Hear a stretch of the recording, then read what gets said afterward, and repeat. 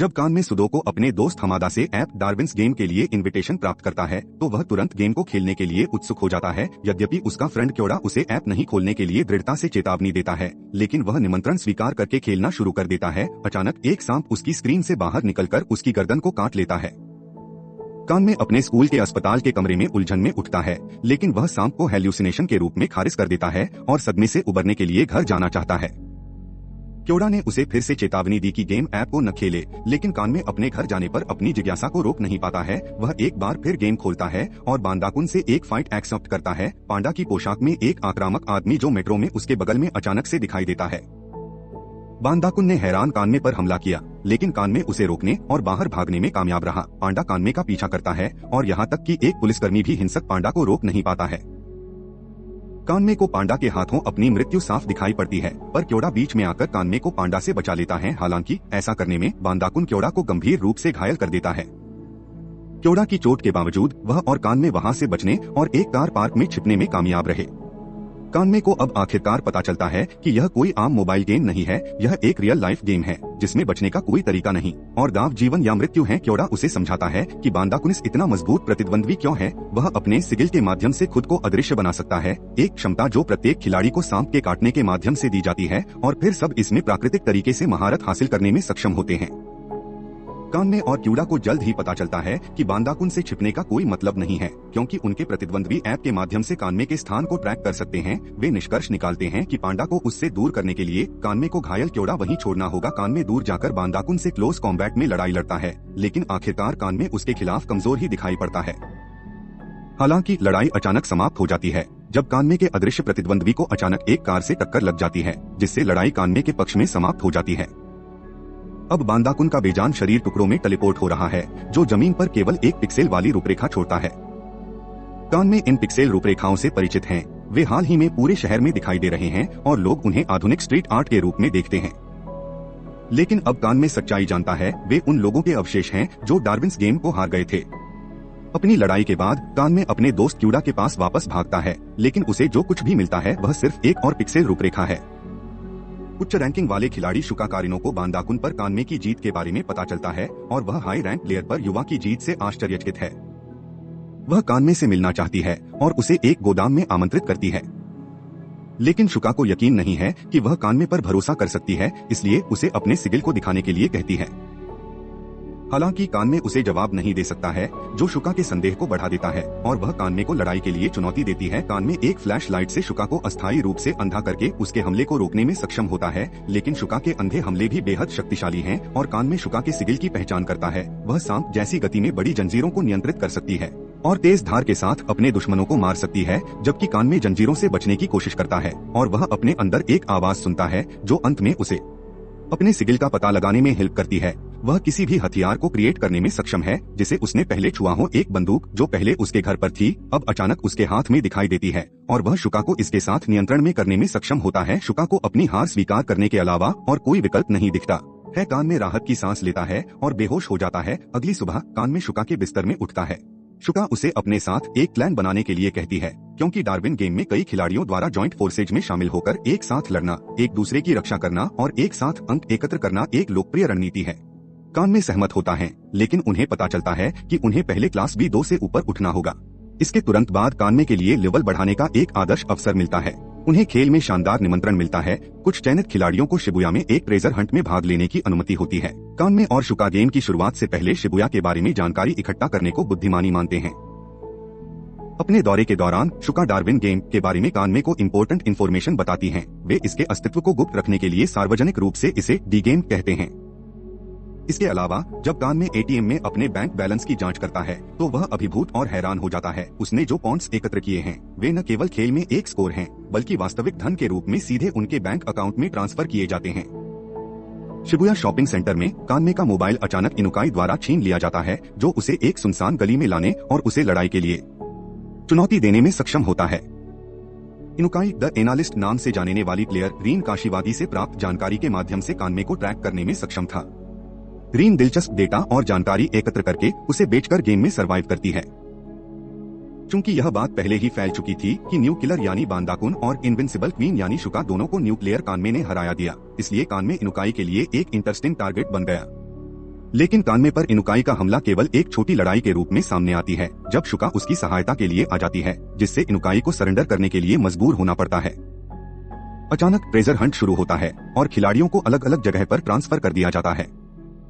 कान्मे खुद को एक होटल के कमरे में पाता है और ट्रेजर हंट के बारे में जानकारी प्राप्त करता है। 300 प्लेयर्स का लक्ष्य, प्रत्येक को 24 घंटों के भीतर कम से कम 3 गोल्डन रिंग्स ढूंढना है।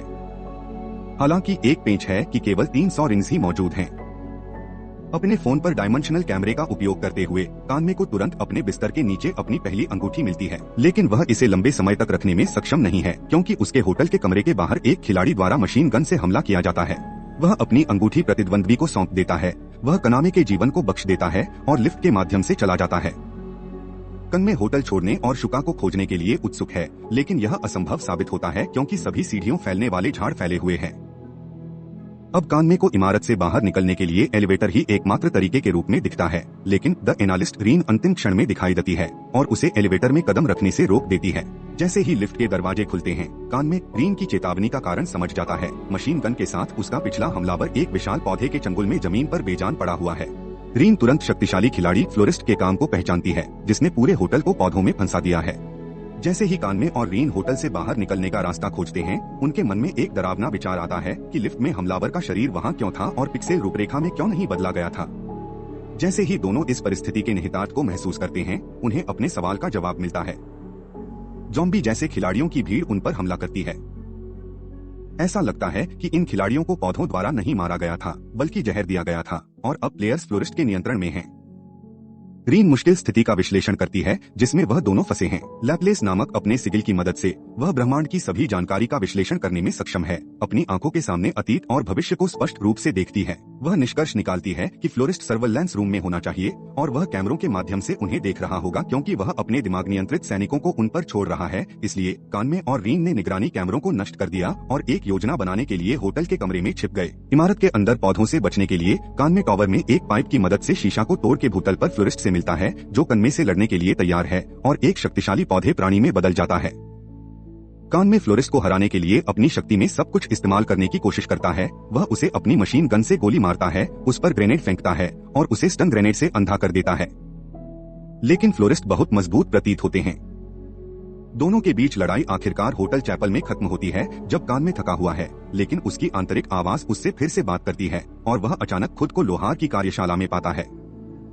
यह दृष्टि उसे एहसास कराती है कि उसे फ्लोरिस्ट के खिलाफ अधिक भेदने वाली शक्ति की आवश्यकता है और वह एक मजबूत झटका देने के लिए गन बैरल के प्रेशर में हेरफेर करता है। यह बेहद प्रभावी साबित होता है और फ्लोरिस्ट हार स्वीकार करता है। जब रीन चैपल में पहुंचता है तो वह बताती है कि बड़ा खतरा आ रहा है। 8वें क्लैन और उनके खून के प्यासे लीडर वांग वहां स्थित 24 अंगूठियों को इकट्ठा करने के लिए होटल में घुसने वाले हैं। इस खतरे के कारण वे फ्लोरिस्ट, जिसका नाम हिरागी इचिरो है, कान्मे के साथ एक अस्थायी क्लैन बनाने का फैसला करते हैं, जिससे 8वें क्लैन से लड़ा जा सके। अब जब फ्लोरिस्ट का दिमाग पर से नियंत्रण खत्म हो गया है, तो मशीन गन के साथ कान्मे का पूर्व प्रतिद्वंद्वी भी अपने होश में वापस आ जाता है। रयूजी मेसा का नाम का आदमी क्लैन में शामिल होने के लिए भी सहमत होता है। अब क्लैन के 4 सदस्यों ने होटल की बैरिकेडिंग के बारे में निर्धारित किया, ताकि 8वें क्लैन के हमले को जितना संभव हो उतना रोका जा सके। इस बीच रीन विभिन्न जेमस्टोन्स के मूल्यों की पहेलियों को सुलझाना शुरू करती है। वह रिंग्स के अंदर QR कोड्स नोटिस करती है, जो एक संख्या का कॉम्बिनेशन बनाती है। उसके अनुसार यह खेल जीतने की कुंजी होनी चाहिए और पहेली का गायब टुकड़ा हीरे की अंगूठी होनी चाहिए, जिसे अभी तक किसी ने नहीं पाया है। इस बीच शुका अभी भी कान्मे की तलाश कर रही है। वह शहर के बीच से झूलते हुए हर किसी को मारती है जो उसके रास्ते में आता है, लेकिन फिर वह एक धात जाल में फंस जाती है, जिससे वह निकल नहीं पाती है। जैसे ही वह एक अंडरग्राउंड स्टेशन से गुजरती है, उस पर अचानक एक छोटी लड़की द्वारा हमला किया जाता है, जो बर्फ की दीवारों से उसके चेन के हमलों को रोकने में सक्षम होती है और अंततः हॉल को पानी से भर देती है। डूबने से कुछ समय पहले शुका मदद के लिए एक कॉल भेजता है। कान्मे और रयूजी तुरंत शुका को बचाने के लिए रवाना हुए। वे सबवे स्टेशन पर सुई से मिलते हैं, जो एक निर्दोष और डरी हुई छोटी लड़की होने का नाटक करती है। कान्मे तुरंत पानी में उतर जाता है और शुका के लिए गोता लगाता है, जो बेहोश जमीन पर पड़ी हुई है। वह उसे सतह पर लाता है और उसे मुंह से सांस देकर दोबारा जिंदा करता है। जैसे ही शुका को होश आता है, तो वह अपने पहले किस, जिसे उसने अभी कान्मे के साथ किया है, से खुश हो जाती है। इस बीच रयूजी सुई के साथ व्यस्त है। अपने सिगिल की मदद से वह पहचानती है कि सुई झूठ बोल रही है और स्टेशन पर जो हुआ उसके बारे में सच्चाई का पता लगाना चाहती है। हालांकि सुई रयुजी से भाग जाती है और उसका नया व्यक्तित्व उभरता है। खतरे में होने पर उसके जुड़वा भाई सोता की आत्मा उसके शरीर पर नियंत्रण कर लेती है, जो सुई के विपरीत क्रूर हिंसा का उपयोग करने के लिए तैयार है। वे रयुजी को एक किराना स्टोर में ले जाती हैं और उसे बर्फ के साथ फंसा देती हैं। सोता रयुजी को मारना चाहता है, लेकिन सुई उसे रोक लेती है। अंततः शुका और कन्मे किराना स्टोर में पहुंचते हैं तो शुका ने सुई को कान्मे के साथ अपनी पहली किस करने के लिए धन्यवाद दिया और वे सुई को अपने क्लैन में शामिल कर लेते हैं।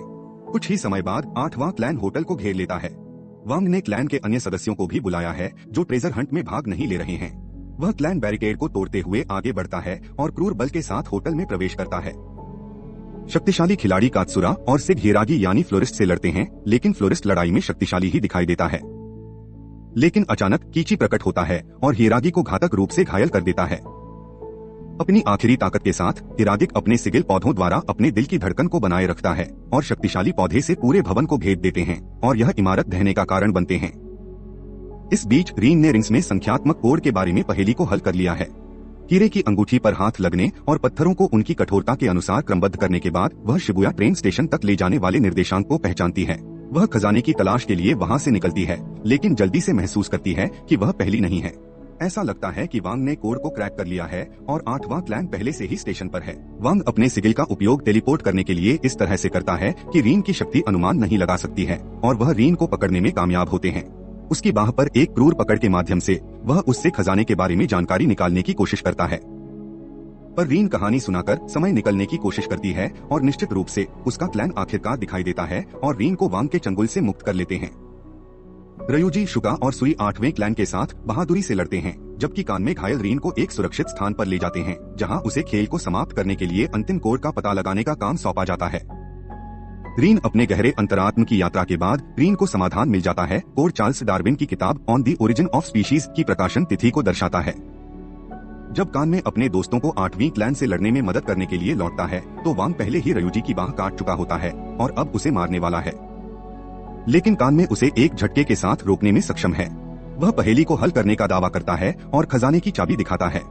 झांसा काम करता है और कान्मे ने रयुजी के जीवन के बदले में वांग को उसकी चाबी सौंप दी, लेकिन कान्मे ने स्टेशन के लॉकर में संख्याओं के संयोजन में वास्तविक कोड को जल्दी से टाइप करके गेम क्रैक कर देता है।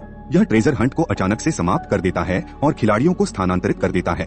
कान्मे, जो अब स्टेशन पर अकेला है, लॉकर से बॉक्स खोलता है और अंदर एक मोबाइल फोन पाता है। फोन की घंटी बजती है और गेम मास्टर ने कान्मे को उसकी जीत पर बधाई दी।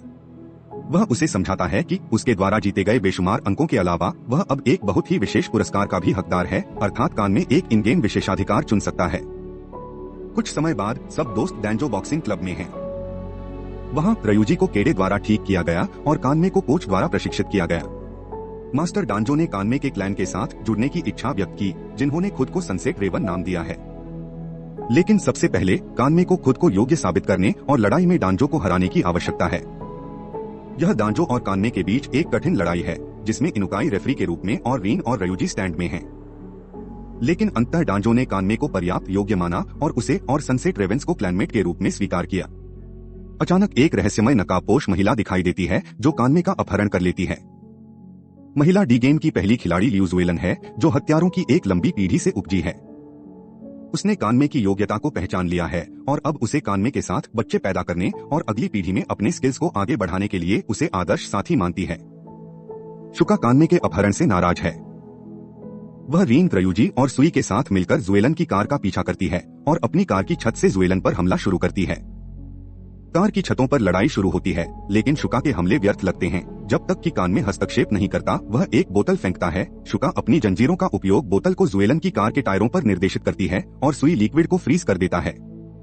इस प्रकार वह पहियों को जाम कर देते हैं।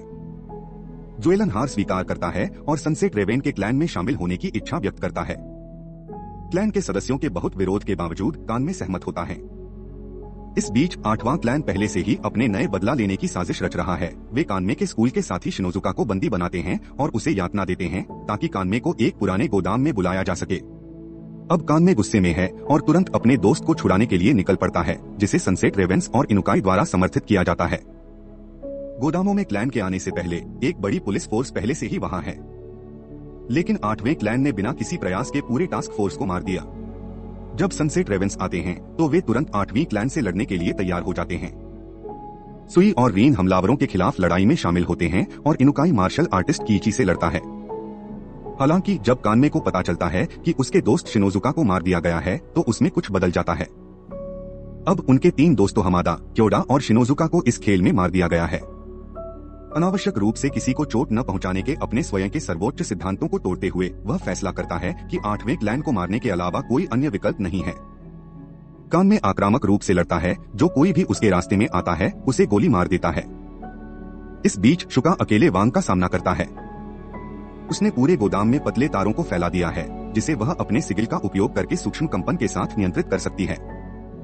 खुद को ज्यादा हिलाए बिना वह वांग के हमलों को रोकने में कामयाब रही और इस प्रक्रिया में उसके अंगों को काट देती है। अंत में वह वांग को तारों के जाल में पकड़ती है और उसे आकाश में फेंक देती है। वांग नीचे गिरने से बचने के लिए समय पर अपने सिगिल का उपयोग करने में सक्षम होता है, लेकिन कानमे और रयूजी पहले से ही उसके सामने खड़े हैं, अपने हथियारों को उस पर ताने हुए। कानमे ने अब वांग को अपने विशेषाधिकार के बारे में बताया। वह एक हाई रोलर है जो 8वें क्लैन के खिलाफ लड़ाई में ऑल इन किया गया था। इसका मतलब है कि 8वें क्लैन के सभी अंक सनसेट रेवेंस के अकाउंट में ट्रांसफर कर दिए जाएंगे और इस प्रकार विरोधी यह खेल हार गए हैं। शेष 8वें सदस्यों को अब ट्रांसफर कर दिया गया है, जिसमें वांग भी शामिल है, जिसे कानमे अंतिम विदाई के रूप में सिर में गोली मारते हैं। 8वें क्लैन के खिलाफ लड़ाई अब खत्म हो गई है, लेकिन कानमे गेम मास्टर से बदला लेने की कसम खाते हैं। वह इस खेल को सभी के लिए समाप्त करना चाहता है और उसका क्लैन इस प्रयास में उसका समर्थन करने के लिए सहमत है। साथ में अब खून के प्यासे सनसेट रावेंस शिबुया क्षेत्र पर कब्जा कर लेते हैं और इसे डी गेम मुक्त क्षेत्र घोषित करते हैं। दूसरी ओर गेम मास्टर इस घटना से खुश है। अंततः अब खेल अपने अगले स्तर तक पहुंच सकता है। अंत तक साथ रहने के लिए धन्यवाद। इस तरह के अधिक वीडियो के लिए सब्सक्राइब करें।